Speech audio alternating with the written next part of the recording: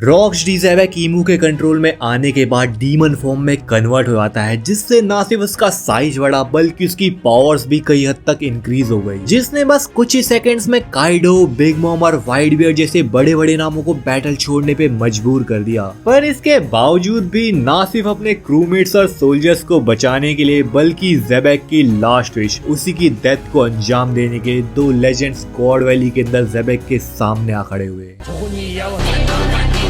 One piece chapter 1165 आ चुका है, जिसका टाइटल है एको, जिसके कवर पेज में हम लॉ और बेप्पो को देखते हैं, जो कि भाई ज्यूस को यूज करके काफी बड़ी सी शिप के ऊपर सो रहे होते हैं। अब वेल कवर स्टोरी के अंदर तो हम इन दोनों को देख पा रहे हैं, लेकिन रियल स्टोरी के अंदर आखिर इन लोगों का हाल क्या चल रहा है, क्योंकि लास्ट टाइम जब हमने देखा था भाई ब्लैकबीयर्ड ने लॉ का काफी बुरा हाल किया था। लेकिन वेल एनीवेज चैप्टर को स्टार्ट करते हैं, जहाँ पे पूरा चैप्टर भाई क्रेजी फाइट से भरा होने वाला है, जहाँ पे हमें रॉक्स की पावर ऊपर से भाई गार्प और रॉजर का मिक्स्ड कंबाइन अटैक देखने को मिलेगा, जिसने भाई हॉकी की लेवल्स को एकदम सरपास कर दिया है। सो वेल चैप्टर रिव्यू को स्टार्ट करते हैं। अगर तुम लोग चैनल पे नए हो, तुम लोग यार वीडियोस पसंद आ रही है, वीडियो को लाइक कर दो और चैनल को सब्सक्राइब करना बिल्कुल मत भूलना। हम भाई बस कुछ ही दूर है 40,000 सब्सक्राइबर्स का गोल कंप्लीट करने से, और जैसा भाई ये चैप्टर में होप करता हूं तुम लोग यार सब्सक्राइब कर दोगे यार। सो गॉड वैली के अंदर हम रॉक्सडी ज़ेबेक यानी कि डेविड ज़ेबेक को ही देखते हैं, जहाँ पे ज़ेबेक भाई रोते रोते अपने डीमन फॉर्म के अंदर तो आ गया है, लेकिन यहाँ पे वो गार्प और रॉजर से अपनी इनर वॉइस के थ्रू कह रहा होता है कि यहाँ पे वो दोनों मिलके यहाँ पे ज़ेबेक को खत्म कर देंगे, जिस वॉइस को ना सिर्फ रॉजर ने सुना बल्कि यहाँ पे गार्प भी इस चीज को सुन सकता है, जो कि काइंड ऑफ हम वॉइस ऑफ ऑल थिंग्स की तरह कह सकते हैं, जिसका मतलब यह है कि गार्प भी भाई वॉइस ऑफ ऑल थिंग्स को सुन सकता है। जहाँ पे गार्प और रॉजर दोनों ही कंफ्यूज है कि क्या ये रॉक्स की वॉइस है, और यहाँ पे गार्प भी रॉजर से कहता है क्या तो इस चीज को सुन पा रहा है। सो रॉजर और गार्प इस चीज को देख के कंफ्यूज तो है ही कि रॉक्स की आंखों से यहाँ पे आंसू बह रहे हैं, लेकिन इसके बावजूद भी रॉक्स भाई यहाँ पे उन लोगों के ऊपर अटैक कर रहा है, जिस चीज को देख के वो लोग सोचते हैं कि इसकी जो आंखों में आंसू हैं जैसे ही एक्सप्रेशंस बना रहा है, लेकिन इसके साथ साथ जैसा यहाँ पे हम लोगों के ऊपर अटैक कर रहा है, ये तो भाई बिल्कुल कॉन्ट्रडिक्ट कर रहा है अपनी चीजों को ही। जहाँ पे अब फर्स्ट टाइम हम देखते हैं कि रॉजर, गार्प, रॉक्स तीनों का ही यहाँ पे काफी तगड़ा क्लैश होता है। रॉक्स और रॉजर यहाँ पे अपनी स्वॉर्ड को यूज करते हैं, अपने क्लैश करते हैं, जहाँ पे भाई पूरी स्वॉर्ड से भाई मान लो कॉन्कर साकी की वेव निकल के आ रही है। एंड वहीं हम गार्प को देखते हैं, जो कि भाई सडनली हवा में जंप करता है और अपनी फिस्ट को एकदम टाइट करता है, आर्मामेंट हाकी को यूज करता है, जिसके साथ साथ मे भी यहाँ पे अपनी फिस्ट के ऊपर कॉन्कर साकी को भी यूज कर रहा है, जिसके थ्रू सीधा भाई यहाँ पे गार्प रॉक्स की नाक के ऊपर पंच करता है। एंड लिटरली भाई ये जो पैनल है यार, यहाँ पे गार्प के पंच का फोर्स तो मानो इतना ज्यादा था कि रॉक्स की भाई नाक मानो पिचक ही गई हो, और उसके साथ साथ रॉक्स भाई फोर्स की वजह से धीरे धीरे करके पीछे हट रहा था। लेकिन रॉजर और गार्प से एक साथ क्लैश करने के बावजूद भी रॉक्स अपनी पूरी पावर को गैदर करता है और अपनी स्वॉर्ड को इतनी तेज से स्विंग करता है मानो भाई कॉन्कर साकी की वेव पूरे आइलैंड के अंदर यहाँ पे फैल गई हो, जिससे ना सिर्फ रॉजर बल्कि गार्प भी यहाँ पे भाई काफी दूर जाके गिरे, और दोनों ही यहाँ पे काफी बुरी तरीके से पत्थर से टकराते हैं और काफी ज्यादा ही इंजर्ड हो जाते हैं। जहाँ पे हम देखते हैं कि इस अटैक से भाई रॉक्स के अंदर से काफी हॉकी की वेव्स निकल के आती हैं, जिससे लिटरली भाई गॉड वैली के ऊपर का जो स्काई था वो यहाँ पे स्प्लिट हो जाता है, यानी कि रॉक्स बस अपनी हॉकी को यूज करके पूरे स्काई को यहाँ पे स्प्लिट कर देता है। जिसके एनिमेशंस कैसे होंगे भाई वो चीज तुम लोगों को मेरे को बताने की जरूरत है नहीं, क्योंकि ये पैनल भाई काफी क्रेजी तो है ही, एंड इसके साथ साथ रॉक्स की हॉकी, रॉजर की हॉकी, गार्प की हॉकी, तीनों को यहाँ पे एक साथ शो करना लिटरली भाई काफी क्रेजी रहने वाला है। एंड वेल इस स्काई स्प्लिट को देख के सारे जो पायरेट्स गॉड वैली के अंदर प्रेजेंट है वो लोग भी यहाँ पे शॉक रह जाते हैं कि आखिर गॉड वैली के अंदर अब चल क्या रहा है और क्या यहाँ पे बुरा होने वाला है। सब लोग यहाँ पे मौत हो सकती है, सब लोग यहाँ पे भाई भागने की कोशिश कर रहे हैं। जिसके साथ यहाँ पे हम बाकी सारे रॉक्स पायरेट्स के मेंबर को देखते हैं, जहाँ पे हम सिल्वर एक्स को देखते हैं, जो कि अपने चिद्दे मिद्दे लोगों से बात कर रहा था कि यहाँ से भाई आइलैंड से निकलने में ही फायदा है हमारा,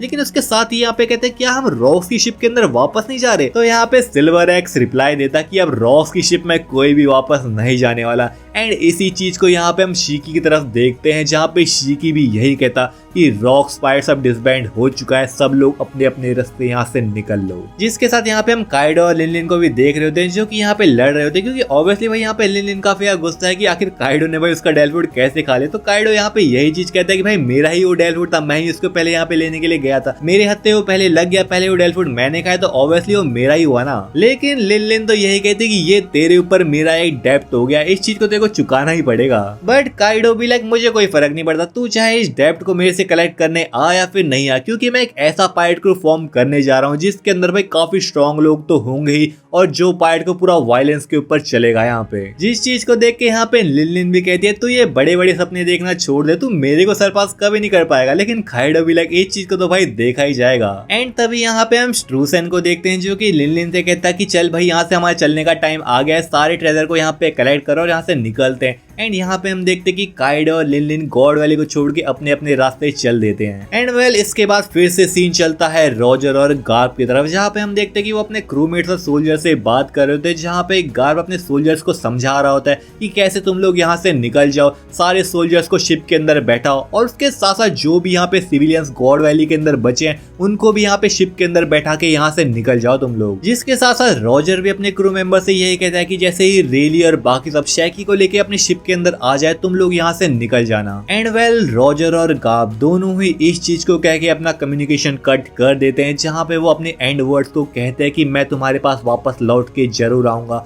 बस मेरा वेट करना तुम लोग। सो एक और बार फिर से रॉजर और गाब डीमन रॉक से फाइट करने के लिए यहाँ पे रेडी हैं, जहाँ पे रॉक्स धीरे धीरे करके उनकी तरफ बढ़ रहा है। एंड यहाँ पे रॉजर और गाब अपने अपने कोट को फेंकते हैं, अपने आप को थोड़ा रिलैक्स करते हैं कि अब तो भाई इस फाइट को सीरियस लेना ही पड़ेगा। जहाँ पे गार्प रॉजर से कहता है कि मैं तो इस आइलैंड के अंदर बस तुझे और रॉक्स को पकड़ने के लिए आया था और तुम दोनों के हाथों में हथकड़ी डालनी थी मेरे को। एंड रॉजर भी कहता मैं भी बस इस आइलैंड के अंदर शैकी और जो ट्रेजर है उसको यहाँ पे लूटने के लिए आया था, मेरा भी यहाँ पे कोई रुकने का इरादा नहीं था। बट वेल अब क्योंकि इन दोनों के आगे ऐसी भाई सिचुएशन आ चुकी है तो यहाँ पे रॉजर कहता है क्यों ना हम अभी के लिए पुरानी चीजों को भूल जाए और एक टेम्परेरी ट्रूस कर लें। जिस चीज को सुन के गार्प भी कहता है वैसे तो ये चीज सुनने में भी मुझे काफी बुरी लग रही है, लेकिन अब हमारे पास और कोई रास्ता नहीं है, हम इसको ऐसे फ्री तो नहीं छोड़ सकते ना। सो यहाँ पे अब रॉजर और गाब दोनों अपनी फोर्स को कंबाइन करते हैं, जहाँ पे दोनों कॉम्बोस को यहाँ पे यूज करने वाले हैं रॉक्स के ऊपर और उससे यहाँ पे फाइट करना शुरू कर देते हैं।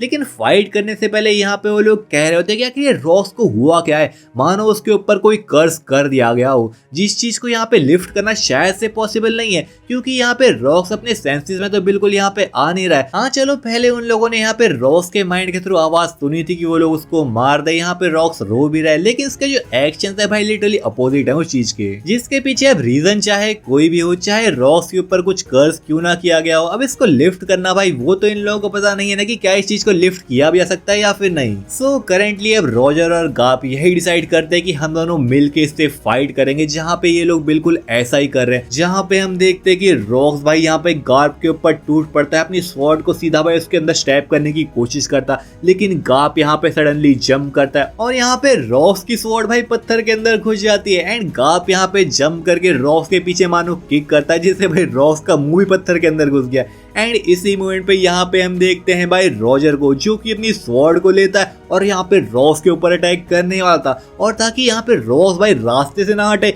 यहाँ पे हम देखते हैं गार्प को, जो कि रॉस के भाई यहाँ पे लिटरली पैरों को पकड़ लेता है। यहाँ पे गार्प रॉस के पैरों को पकड़ के उसको भाई लिटरली एक स्पिन देता है और काफी बुरी तरीके से उसको पत्थर के अंदर धकेल देता है। एंड इसी मोमेंट पे यहाँ पे हम देखते हैं कि रॉजर अपनी तलवार को लेके भाई सीधा कूद पड़ता है रॉक्स के ऊपर, जिससे भाई इतना तगड़ा यहाँ पे क्लैश हुआ, जहाँ पे पूरे आइलैंड के अंदर हाकी की वेव्स एक और बार यहाँ पे फैल जाती है और काफी तगड़ा यहाँ पे ब्लास्ट होता है। एंड वेल इस ब्लास्ट को नोटिस करके यहाँ पे हम रेली को देखते हैं, जो कि शैकी को लेके यहाँ से भाग रहा होता है। तो यहाँ पे वो यही कहता है कि हम लोग यहाँ पे जल्द से जल्द भाई आइलैंड के अंदर से निकलना पड़ेगा, क्योंकि यहाँ पे रॉजर तब तक उससे फाइट करता रहेगा जब तक सारे लोग भाई सारे जो क्रू मेंबर्स है वो यहाँ पे शिप के अंदर सेफली नहीं चले जाते। जिसके साथ हम दूसरी तरफ गबान को देख रहे होते हैं, जिसके पीछे यहाँ पे ग्लोरियोसा पड़ गई है, जहाँ पे ग्लोरियोसा लिटरली गबान से कहती है क्या मैं तुम लोगों की शिप के अंदर चल सकती हूँ। एंड गबान भी लगे तो शौक रह गया कि तू हमारी शिप के अंदर क्यों आना चाहती है भाई। इवन यहाँ पे हम स्टसी को भी देखते हैं, जो कि गांजुई के साथ काफी सारे ट्रेजर को लेके यहाँ पे भागने की कोशिश कर रही होती है, लेकिन इसके साथ साथ स्टसी ये भी पूछती है कि आखिर वाइड बियर्ड कहाँ पे गया। एंड वही हम वाइड बियर्ड को देखते हैं, जो कि यहाँ पे गॉड वैली के अंदर अकेला घूम रहा है। हाँ यहाँ पे वाइड बियर्ड भाई इंजर्ड तो नहीं है, लेकिन अकेला वो यहाँ से जाने की सोच रहा है और तभी यहाँ पे हम देखते हैं कि व्हाइट बियर्ड को पीछे से एक आवाज आती है, जहाँ पे एक पर्सन व्हाइट बियर्ड को यहाँ पे नोटिस करता है और उससे बातचीत करने की कोशिश कर रहा होता है। सो वो पर्सन यहाँ पे व्हाइट बियर्ड से बातचीत करता है और उससे कहता है, अरे तू व्हाइट बियर्ड है ना, क्या तू ही अभी यहाँ पे आइलैंड के उस हिस्से से टकराया था जिससे लिटरली एक माउंटेन यहाँ पे टूट के गिर गया है। जहाँ पे ये पर्सन अपने आप को होलोग्राम या फिर पोलोग्राम बताता है, जो कि भाई लिटरली मार्को की तरह लग रहा है। एंड यहाँ पे ये चीज कंफर्म हो जाती है कि भाई ये बंदा और कोई नहीं बल्कि भाई मार्को का फादर ही है, जो कि अपने क्रू का कैप्टन है। और भाई ये बंदा लिटरली व्हाइट बियर्ड का एक काफी बड़ा फैन है, जहाँ पे उससे कहता है कि भाई तू यहाँ पे अब अकेला जाने वाला, तेरे पास कोई क्रू भी नहीं है, ना कोई तेरे पास यहाँ पे शिप है, तो क्या ऐसा हो सकता है कि तू मेरे क्रू में जुड़ जाए और मेरे साथ यहाँ पे सेल करे। जिस चीज को ऑब्वियसली यहाँ पे व्हाइट बियर्ड तो डिक्लाइन कर देता है, लेकिन मे बी ऑब्वियसली आगे आके ऐसा हो सकता है कि शायद से यहाँ पे भाई व्हाइट बियर्ड उसके क्रू में जुड़ जाए, या फिर ऐसा भी हो सकता है कि ये बंदा लिटरली अपने क्रू को ही लीव कर दे, या फिर अपने सारे क्रू को व्हाइट बियर्ड के क्रू के अंदर ही डाल दे, जहाँ पे यहीं से भाई व्हाइट बियर्ड के क्रू की शुरुआत हुई हो। बट वेल अभी सीन चलता है ड्रैगन की तरफ, जहाँ पे हम देखते हैं कि ड्रैगन ने भाई लिटरली काफी सारी चीजों को अपने हाथों पे ही लेने का डिसाइड कर लिया, जहाँ पे ड्रैगन लिटरली भाई मरीन्स की शिप के अंदर एंटर करता है और सीधा भाई वो अपनी गन को अपनी सुपीरियर्स के ऊपर चार्ज कर देता और उनको ऑर्डर देता है कि अगर सारे जो सिविलियंस हैं जो भी यहाँ पे गॉड वैली के अंदर बचे हैं, उनको यहाँ पे सेफली भाई शिप के अंदर नहीं ले जाया गया, उनको यहाँ पे अगर कोई भी किसी ने हार्म करने की कोशिश करी, लिटरली भाई ड्रैगन खुद अपने हाथों से उनको चुन चुन के मारेगा। और ड्रैगन यहाँ पे बस कह ही नहीं रहा, ड्रैगन ने यहाँ पे लिटरली एक गन को मरीन के सुपीरियर सोल्जर्स के ऊपर पॉइंट कर रखा है, जहाँ पे मरीन का वो सोल्जर भी कहता है, अरे ड्रैगन तेरी माता तड़क गया है, क्या कह रहा है तो यहाँ पे। ऑब्वियसली भाई यहाँ पे अगर मरीन्स के सोल्जर्स ऐसा कुछ करने की कोशिश करेंगे, वो भाई अपनी नौकरी से तो यहाँ पे हाथ धो बैठेंगे, लेकिन उसके साथ साथ उनकी जान भी यहाँ पे जा सकती है। बट इसके बावजूद भी ड्रैगन ने तो यहाँ पे डिसाइड कर लिया है कि चाहे कुछ भी हो जाए, वो भाई इन जो सिविलियंस है जो भी यहाँ पे गॉड वैली के अंदर बचे हैं, उनको यहाँ पे सेव करके ही रहेगा। एंड वेल अगर यहाँ पे ड्रैगन इस चीज में सक्सेसफुल हो जाता है भाई, इसके बाद मुझे लगता नहीं है यहाँ पे ड्रैगन भाई मरीन्स के अंदर ज्यादा टाइम तक टिकने वाला है। यहाँ पे भाई गॉड वैली के बाद में भी हो सकता है कि ड्रैगन यहाँ पे मरीन्स को लीव कर दे। और वेल लीव करने की बात करिए तो यहाँ पे हम देखते हैं कि भाई ईमू गॉड वैली को छोड़ के जा चुका है, क्योंकि यहाँ पे हम देखते हैं सैटर्न को, जो कि भाई मरीन्स की एक शिप के अंदर बैठ के गॉड वैली से काफी दूर यहाँ पे निकल चुका है, जहाँ पे हम सैटर्न की आंखों को देख सकते हैं, जिसकी भाई आंखें अभी ईमू की तरह लग रही हैं बिल्कुल। सो हो सकता है कि अभी भी ईमू सैटर्न को यहाँ पे कंट्रोल कर रही हो, लेकिन सैटर्न यहाँ पे अब अपने नॉर्मल फॉर्म के अंदर आ चुका है, जहाँ पे वो ऑर्डर दे देता कि गॉड वैली को यहाँ पे लिटरली पूरी हिस्ट्री से इरेज कर दो। जहाँ पे सैटर्न मरीन्स के G11 बेस के साथ साथ साइफर पोल 6 को यहाँ पे ऑर्डर देता है कि गॉड वैली की सभी चीजों को यहाँ पे इरेज कर दिया जाए। ना ही गॉड वैली के अंदर कभी कोई हंटिंग गेम हुआ है, ना वहाँ पे कोई सेलेस्टियल ड्रैगन गया है, ना वहाँ पे कोई मरीन्स गया है, ना वहाँ पे किसी की डेथ हुई है, ना वहाँ पे कोई बॉर्न हुआ है। इवन गॉड वैली ऐसा आइलैंड का भी एग्जिस्ट ही नहीं करता था, उसका जो पूरा रिकॉर्ड है, उसकी जो पूरी हिस्ट्री यहाँ पे उसको इरेज कर दिया जाए। एंड वेल करंट टाइम में हम जानते हैं कि इसी चीज को ही फॉलो किया गया था, जहाँ पे गॉड वैली का नामो निशान भी नहीं मिलता है वन पीस के अंदर। जिसके पीछे का एक रीजन तो सैटर्न का ये ऑर्डर है, लेकिन दूसरा रीजन भाई वो फाइट है जो यहाँ पे गॉड वैली के अंदर चल रही है, जहाँ पे हम उसी की तरफ चलते हैं। और हमने देखा था कि भाई रॉजर और गाप ने मिलकर यहाँ पे रॉक्स के ऊपर अटैक किया तो था, लेकिन यहाँ पे भाई रॉक्स एक और बार उसको काउंटर कर लेता है,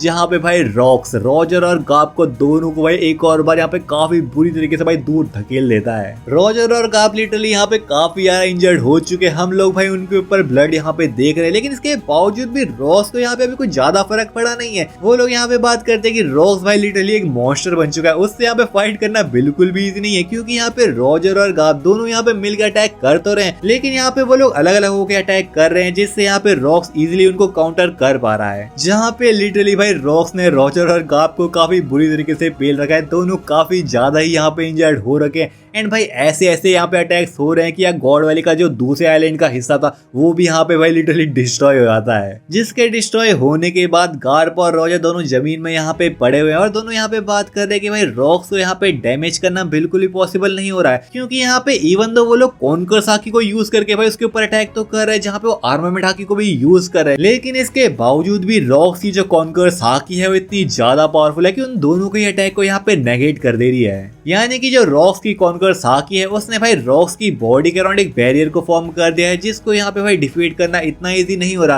क्योंकि वो दोनों यहाँ पे एक एक करके फाइट कर रहे हैं, तो दोनों की यहाँ पे जो कॉन्कर साकी आपस में कैंसिल आउट हो जा रही है। सो इस चीज को लेके रॉजर और गाप एक डिसीजन लेते हैं कि कुछ ना कुछ तो उन लोगों को करना पड़ेगा, क्योंकि अगर ये बैटल ऐसे ही प्रोलॉन्ग होती रही फिर तो भाई यहाँ पे वो लोग हार जाएंगे, क्योंकि वो लोग काफी या एग्जॉस्ट हो जाएंगे। सो रॉजर और गाप यहाँ पे डिसाइड करते हैं कि उन लोगों को एक ऐसा अटैक मिलके करना पड़ेगा जिसके अंदर उनका मैक्सिमम साकी का आउटपुट हो, क्योंकि यही एक रास्ता है रॉक्स को यहाँ पे रोकने का। फिर चाहे इसके बाद उन लोगों की एनर्जी क्यों ना खत्म हो जाए, वो चीज भाई बात की बात है, उस चीज को बाद में ही देखेंगे। और अगर ये अटैक सक्सीड करा तो तीनों यहाँ पे अनेबल टू मूव हो जाएंगे, लेकिन अगर ये अटैक वर्क नहीं करा फिर तो भाई रॉक्स इन लोगों की जान ले लेगा यहाँ पे। एंड वेल इसी मोमेंट में गॉड वैली के अंदर बारिश शुरू हो जाती है, जहाँ पे गॉड वैली के अंदर जो भी आग लग रही थी धीरे धीरे करके यहाँ पे बुझ रही है। लेकिन इसके बावजूद भी रॉजर, रॉक्स और गाप तीनों आमने सामने खड़े हैं। सो वेल अब इसी बारिश के बीच में यहाँ पे हम देखते हैं कि गार्प और रॉजर दोनों ही रॉक्स के ऊपर अटैक करने के लिए रेडी थे, जहाँ पे रॉक्स रो रहा था। एंड इस चीज को देख के मानो भाई रॉजर की आंखों पे भी यहाँ पे आंसू आ जाते हैं, जहाँ पे उससे कहता है डोंट क्राई यू इडियट। वो लोग यहाँ पे अटैक करने से पहले रॉक्स से कहते हैं कि उन लोगों को भी समझ नहीं आ रहा आखिर ऐसे कैसे वर्ड्स को यूज करे जिसको सुन के रॉक्स को यहाँ पे कंफर्ट मिले। इवन वो लोग तो यहाँ पे ये तक नहीं जानते कि आखिर रॉक्स को हुआ क्या है, लेकिन यहाँ पे वो लोग कहते हैं कि हम लोग तुम्हारी फ्रस्ट्रेशन समझ सकते हैं। जहाँ पे हम देखते हैं कि रॉजर अपनी स्वॉर्ड को यूज करके उसके ऊपर एक मूव यूज करता है कागुसुचीज एज, और वहीं पे हम गार्प को देखते हैं जो कि अपने पंच को यूज करता है एंड अपने फाइनल मूव को यूज करता है इन्फिनिटम एक्सप्लोजन, जहां पे रॉजर लिटरली भाई रॉक्स की बॉडी को यहाँ पे काफी सारे टुकड़ों में काट देता है। एंड वहीं पे हम गार्प को देखते हैं जो कि बिल्कुल लूफी के गैटलिंग गन की तरह यहाँ पे मूव को यूज करता है, जिससे भाई रॉक्स की बॉडी यहाँ पे लिटरली डिस्ट्रॉय हो जाती है। और हम देखते हैं कि रॉक्स की बॉडी से वो जो इविल एनर्जी है बिल्कुल भाई सैटर्न की बॉडी की तरह यहाँ पे धीरे धीरे करके डेसिपेट हो रही है। एंड वेल ये वो मोमेंट है जहाँ पे रॉक्स का एंड काफी नियर है, जहाँ पे उसकी बॉडी से सारी एनर्जी निकलती जा रही है, यानी कि रॉजर और गाप ने अपने अल्टीमेट मूव को यूज करके यहाँ पे रॉक्स को डिफीट कर दिया है। सो रॉक्स के यहाँ पे डिफीट होने के बाद रॉक्स पायरेट्स यहाँ पे डिसबैंड हो जाता है और सब चीजों को यहाँ पे इरेज करने की कोशिश की जाती है गवर्नमेंट की तरफ से कि सारी यहाँ पे हिस्ट्री को इरेज कर दिया जाए। लेकिन इसके बावजूद भी रॉक्स पायरेट्स के जो मेंबर्स निकल के गए हैं गॉड वैली के अंदर से, वो आगे जाके ऐसी लेगेसी को शेप करते हैं जिसने भाई पूरे वर्ल्ड को यहाँ पे हिला के रख दिया था। ऑब्वियसली यार वीडियो के अंदर बात करने को काफी कुछ है, गॉड वैली भाई लिटरली काफी क्रेजी बन चुका है। मुझे ये बताओ भाई तुम लोगों को गॉड वैली के अंदर टॉप 7 कैरेक्टर्स कौन से लगे, कमेंट करके बताओ यार। सो आज की वीडियो में इतना ही था, होप करता है तुम लोगों को वीडियो पसंद आई होगी। मैं मिलता हूं तुमसे ऐसी और वीडियोस के साथ, तब तक के लिए सायोनारा।